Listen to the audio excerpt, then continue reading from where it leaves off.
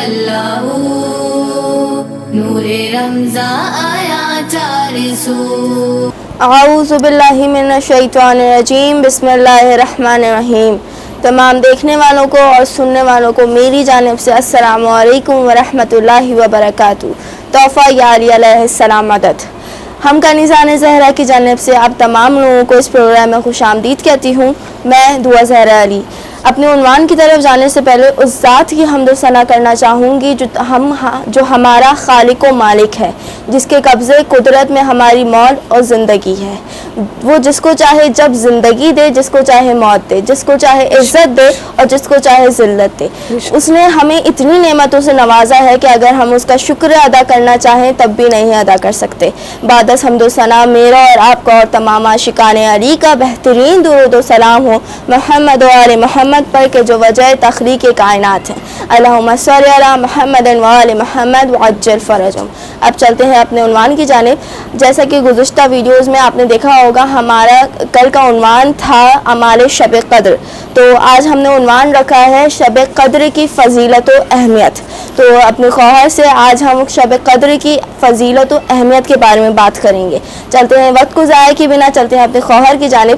السلام علیکم ورحمۃ اللہ وبرکاتہ۔ وعلیکم السلام ورحمۃ اللہ وبرکاتہ۔ کیا حال ہے آپ کے؟ الحمدللہ، آپ کیسے ہیں؟ کرم ہے مولا کا۔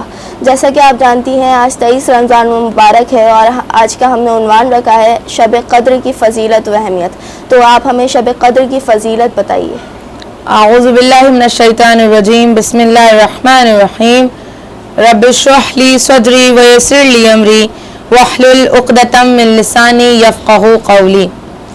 خواران عزیز، جیسا کہ آج کا موضوع ہے شب قدر کی فضیلت و اہمیت، سب سے بڑی فضیلت تو یہی ہے کہ شب قدر میں ماہ رمضان مبارک میں شب قدر اہل تشیعوں کے نزدیک، مذہب فقہ جعفریہ کے نزدیک شب قدر ممکن نہیں ہے کہ کون سی رات ہے، 19 کی شب ہے یا 21 کی شب ہے یا 23 کی شب ہے۔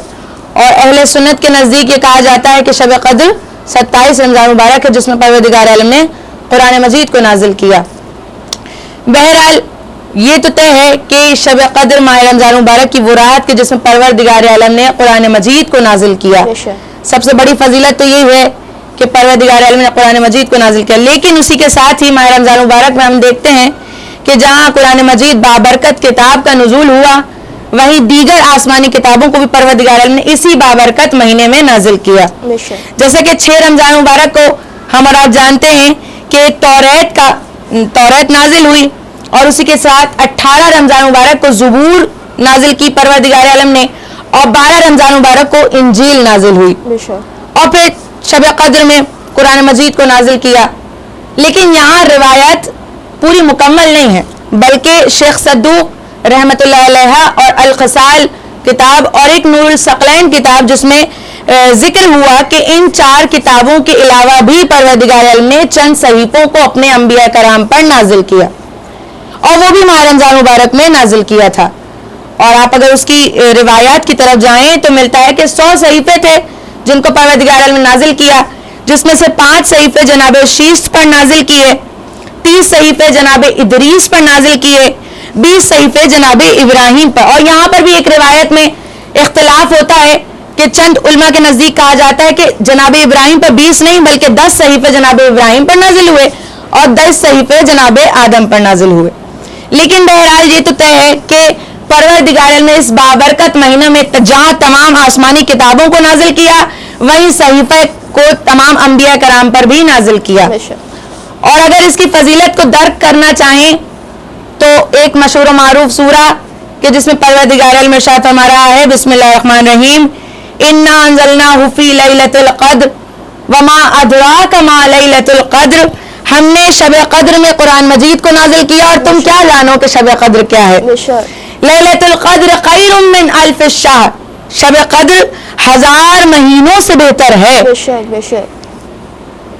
پھر فرمایا کہ لیلۃ القدر خیر من الف الشہر تنزل الملائکۃ والروح فیہا باذن ربہم من کل امر سلام ہی حتی مطلع الفجر۔ فرمایا کہ اسی رات ملائکہ اپنے پروردگار عالم کے اذن سے اس زمین پر نازل ہوتے ہیں، اور یہ رات طلوع فجر تک سلامتی ہی سلامتی ہے.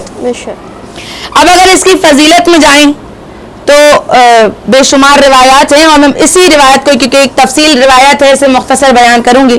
شب قدر کی فضیلت کو درک کرنے کے لیے جناب موسیٰ سے ایک روایت ہے، پیغمبر ہیں پروردگار عالم کے، اور روایت میں ہے کہ ایک مرتبہ جناب موسیٰ نے ارشاد کیا کہ پروردگار میں تیرا قرب چاہتا ہوں، یعنی میں تیرے قریب ہونا چاہتا ہوں. ندائے پروردگار آئی، اے موسیٰ میرا قریب وہی ہوگا جو شب قدر میں شب بیداری کرے گا.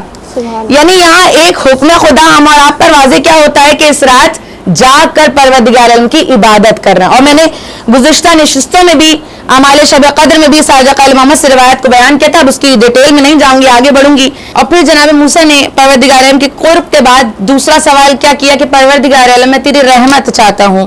کہا اے موسیٰ میری رحمت اس سے نصیب ہوگی جو شب قدر میں مساکین پر رحم کرے گا. تو یعنی یہاں سے ایک صدقے کی بھی تاکید ملتی ہے کہ شب قدر میں صدقہ بھی دینا، پروردگار عالم نے حکم فرمایا کہ صدقہ بھی دینا ایک اجر و ثواب رکھتا ہے. یہاں پر رک کے معذرت کے ساتھ ایک سوال پوچھوں گی. جی فرمائیے. کہ آپ نے جو بیان کیا ہے کہ حضرت نوح پہ، حضرت آدم پہ، حضرت ابراہیم پہ صحیفہ نازل ہوا ہے، تو یہ صحیفہ ہے کیا؟ جیسا کہ ہم اور آپ جانتے ہیں، تمام شیعان حیدر کرار آگاہ ہیں کہ جہاں ہم اور آپ قرآن مجید کی تلاوت کرتے ہیں، مفاتیح الجنہ کی جو اعمال ہیں ان کو وجہ لاتے ہیں، جو مفاتیح الجنہ ایک کتاب کا نام ہے اور نہج البلاغہ بھی ایک کتاب کا نام ہے. اسی طرح ایک کتاب جو 12 ہم نے نام سنا ہے وہ ہے صحیفہ سجادیہ، کہ جہاں امام نے بے شمار دعاؤں کا بھی ذکر کیا.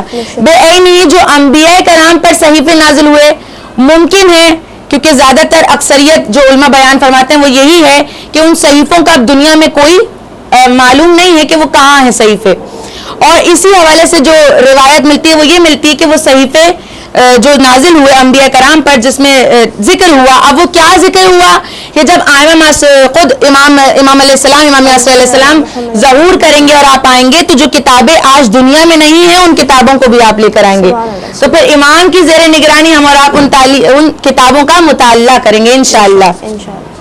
اب اسی کے ساتھ جو دوسرا ذکر ہوا کہ تیسرا جو پروردگار عالم سے جناب موسیٰ نے کہا کہ اے موسیٰ، کہا پروردگار عالم سے جناب موسیٰ نے کہا کہ اے پروردگار میں چاہتا ہوں کہ جنت کی نعمتوں سے مالا مال ہو جاؤں، جنت کی نعمتیں چاہتا ہوں. تو ندائے پروردگار آئی کہ اے موسیٰ جنت کی نعمتیں اسے قریب ہوں گی، اسے نصیب ہوں گی جو شب قدر میں تسبیح کرے گا. اب دیکھیں جہاں مفاتیح الجنہ میں تسبیح کا ذکر کیا گیا ہے، ایک استغفار کی تسبیح ہے اور دوسری جس تسبیح کی تاکید کی گئی ہے وہ ہے سبحان اللہ والحمد للہ ولا الہ الا اللہ واللہ اکبر، یعنی اس کی بھی ایک تاکید کی گئی ہے. اب چلتے ہیں ایک چھوٹی سی بریک کی جانب. جب بریک سے واپس آئیں گے تو ہم اپنے خواہر سے شب قدر کی اور فضیلتیں بیان کریں گے.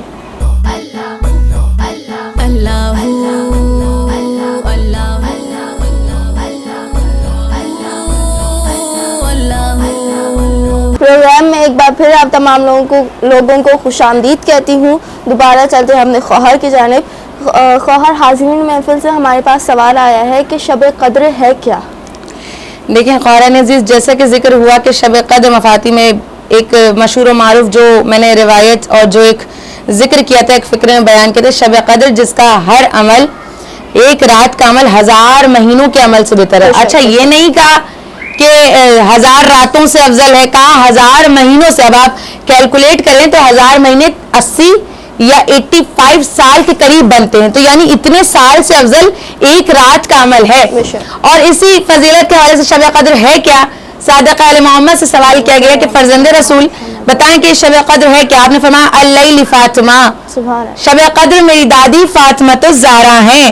من عرف حق معرفتها فقط ادراک لیلۃ القدر، جس نے میری دادی فاطمۃ الزہرا کی معرفت حاصل کی گویا اس نے شب قدر کو درک کر لیا.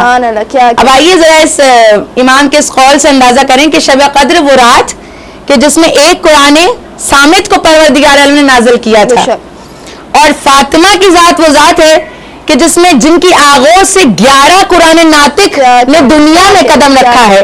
اور یہ وہی 11 قرآن ناطق ہیں جن کا ذکر خود نہج البلاغہ کا کلام نمبر 125 میں امیر مومنین نے کیا تھا. جب نیزوں پر قرآن بلند ہوئے تھے تو مولا نے کہا تھا اگر یہ جانتے کہ میں میری فضیلت کیا ہے تو ہرگز قرآن کو نیزوں پر بلند نہ کرتے، کیونکہ رسول خدا نے کہا تھا انی تارک فیکم الثقلین کتاب اللہ و عطرت اہل البیت، یعنی میں دو گراں قدر چیزیں چھوڑے جا رہا ہوں، ایک قرآن اور ایک میری عطرت اہل البیت، یعنی یہ وہی ہے جو قرآن ناطق وہ ہے جو بولتا ہوا قرآن ہے.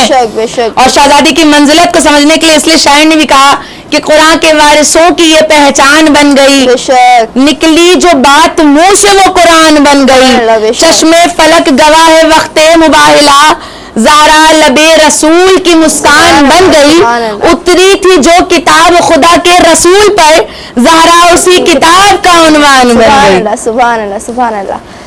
تو یہ تھا آج کا ہمارا پروگرام. امید ہے آپ لوگ کو پسند آئے گا، اور اگر آپ لوگوں کو پسند آئے تو لائک ضرور کیجیے گا. کل نئے ٹاپک کے ساتھ، نئے عنوان کے ساتھ آپ کے سامنے حاضر ہوں گے. تب تک کے لیے والسلام. توفیق یا علیہ السلام مدد.